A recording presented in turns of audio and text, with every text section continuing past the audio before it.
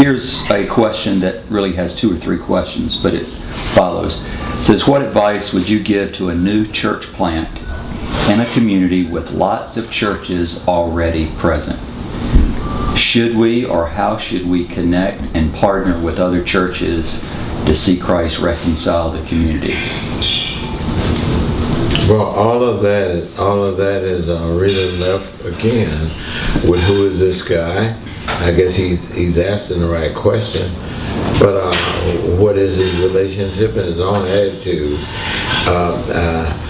Some people, I feel it's good to let people know you're planting a church, you know, in the community, and some people, because that's a suspicious thing anyway, and usually in the black community, it's not a welcome thing because we don't plant churches that way.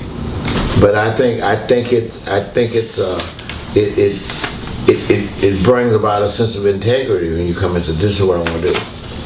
You know, I'm trying to think I want to plant this church, and there might be a little not wanting to do it, but since you've done that, I think they will probably receive you better than to think you know, you're not telling them what's going to go on. You know, we almost got a church planting attitude in Jackson. We and that's been short. The idea that, like my Bible class, it must be 4 or 5 in my 5 o'clock Bible class, church planting. So we've created an environment where it's becoming welcome.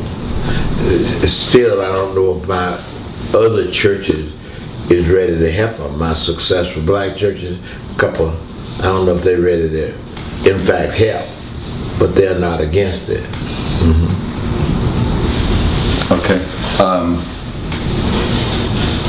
So the part about partnering with those other churches, letting them know, they ask maybe how do we partner, or how should we suggest partner? We should always encourage minimizing overlap and getting as many churches as we can to support the existing services that are already there.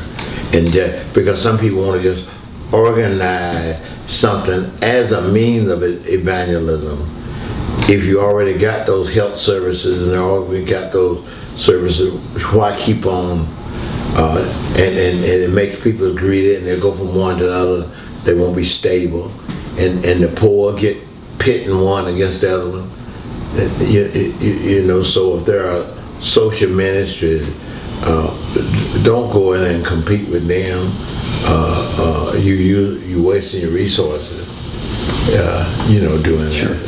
So yeah, I think you should find out what's going on, and help. We have the lady get a church started there. She came into my community. The community was in pretty bad shape, and I welcome her. I provided chairs for her to do evangelism and all that, and she loved me. She did, but she loved me for life. You know, because she was afraid that wasn't nobody gonna help her.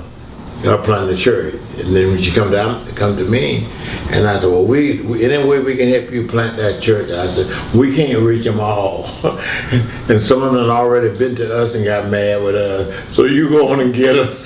You know what I mean? And it just endured her with us. So I think any encouragement that we can give to each other. Yeah, anything to help the other. Right. Or even the other congregation. Right. Yeah, okay. Well, several of these churches we're talking about are in that kind of place where there's always going to be the traditional or the more accepted, entrenched churches. They may not be doing anything but holding service. Right. But how to navigate that was a real concern. And it's, too, I don't think the storefronts care. I think the established church care, Right. The previous question was not asked by a white pastor, but this is one asking this question. He says, what things would you say are essential for a white pastor to faithfully lead and to follow people of color in their congregation and in their community? Well, I would almost, I hear you, I would almost, if they was at CC, they'd go to those white pastors, because what I'm finding, I'm finding in these very difficult, tough communities, white pastors are doing it better. Because they get on the field and see, there's an art to black pastors, a status. The white pastor come in there, boy, he play ball with the kids. They get with the kids and affirm, and affirm them. But we then sometimes have to have on a dress and have to talk like a pastor.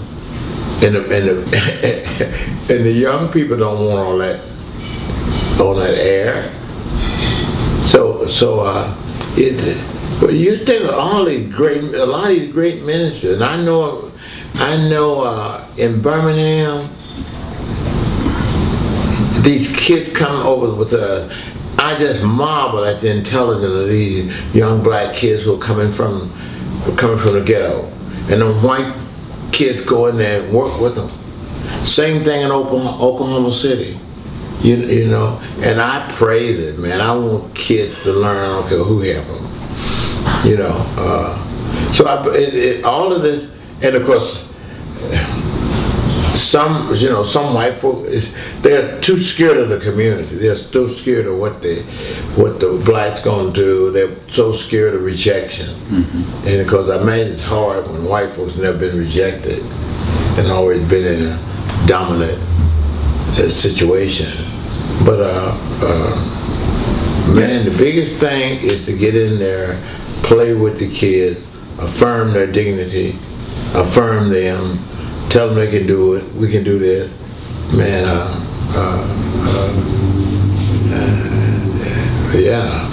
I guess I'm more concerned with our kids staying out of jail. Mm-hmm. I'm more concerned with our kids learning work ethic. You know what I mean? I'm more concerned with that. Yeah, and I think if you get out there and meet them on the grassroots, you're going to do it.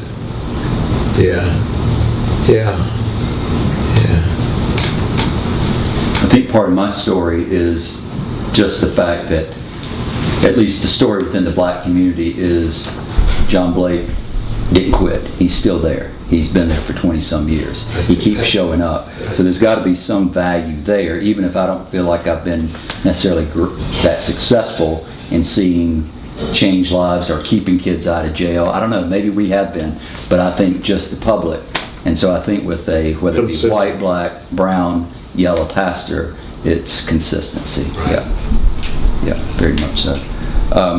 Let me ask one more, and there are plenty of questions, but we'll just say this will be the last unless we want to keep talking. And this goes back to what I said earlier about reconciliation. There was some discussion yesterday where I think some of the people were confusing other people because I think the point was reconciliation, as I asked, are you saying the term reconciliation it's been hijacked to be what you want it within this setting or that setting or that setting? So basically the question came up of all of our conversation: how do social and spiritual reconciliation, how do they relate? Because people are knowing their issues within our socioeconomic settings, but yet there was a strong push. We're not going to drift and let go of, being reconciled back to Christ, and that's what we're to lead, people in doing. So the question goes on. It says, what is a faithful way of talking about different forms of reconciliation? And I guess talking's more than just talking; it's doing it. I think there are two thoughts, because people get reconciliation confused with integration. Mm-hmm. And then it becomes just a sort of a social deal. But I think real reconciliation is getting to know each other, and affirming each other, and respecting each other. You know what I mean? And I think Robert almost said that the secular people, they don't hear the kind of reconciliation necessary we talking about. We're talking two different languages. One is talking about integration, and the other one talking about reconciliation. And I think, and when I hear our a reconciliation organization, they're supposed to be Christian, but they also talking about it like you can do it that well without being Christian. But you know, so it's two different languages, two different languages. Reconciliation. It's more, and I think it might be two. You know, I think you might have to start with the two, as I think of it. Let's get along. Let's just get along and get to know each other. That would be the secular version of reconciliation. Then sort of demand and calls on a biblical obedience. That's it. Sort of calls on a biblical obedience. So I think there are two, and I think you got to understand that. Well, I've heard you say in the past, white folk think reconciliation is having coffee together. Yeah. Or I think about some of my African American friends who are very adamant about you've got to embrace and grapple or even get smothered a little bit by the history of the way things were before you can really understand that we can continue this conversation of friendship. And that we are back to where we was at. Did I hurt you? Well, boy, you know that neglect it crippled a whole generation. I mean, I think President Johnson said it best when he signed the Civil Rights Act. He said if you playing a football game, a basketball game, a baseball game, and he said that one team had been cheating through 9 innings, and then they discovered they're cheating in the 9th inning. They said, okay, now let's just get together and play fair to the end. You know who's gonna win. So cheating didn't make any difference. I think that's the way black folks feel. I said that and let justice roll down. That we want reconciliation without any sense of repentance. You know, that's a cheap. It wasn't bad. We all had slaves. Everybody was slaves at some time. You know, so what we done ain't bad. You know, so you ought to be satisfied, get over it. Yeah. But you got to, if you don't do reparation, you still got to do something. Right. You got to do some repenting, you know. Yeah, and I've heard you also say that the 3 R's of the 8 principles, that many times people get that reconciliation and redistribution and they say, all I hear is reparation. That's right. That's right. All I heard is reparation. And I always use my other one. They said taking all the money from the rich and give it to the poor. I said that's stupid. I said the rich would have it back in a few days if you leave the behavior intact, because the poor would go out and buy a used Mercedes. Right.